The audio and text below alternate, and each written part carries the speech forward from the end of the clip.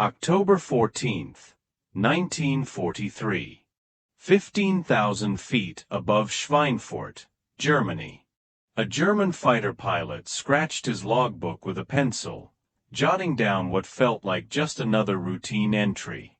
It was his 17th heavy bomber shot down, AB-17 Flying Fortress, that had spiraled toward the ground, trailing black smoke and desperation.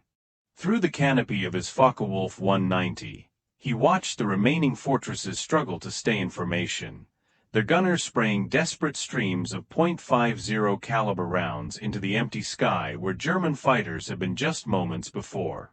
Now, the math of aerial combat was simple and brutal. German fighters could pick their moment, strike from the sun, and escape before the bomber gunners could fight back effectively. Without fighter escorts, those American bombers were nothing more than expensive targets.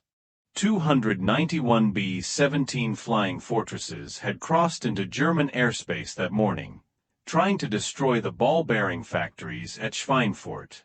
By sunset, 60 would never make it back to England. Another 17 were so badly damaged they'd be written off as soon as they landed. The Luftwaffe called it a turkey shoot. The Americans? They called it Black Thursday, the darkest day in the history of the 8th Air Force.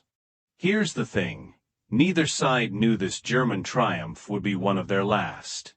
In just 4 months, everything would change. The German fighter pilots of late 1943 had every reason to be confident. Men like Major Wilhelm Ferdinand Galland and Major Walter Dahl had turned intercepting American bombers into a science of destruction. They developed tactics specifically to exploit the bomber formation's weaknesses, honed through months of successful combat.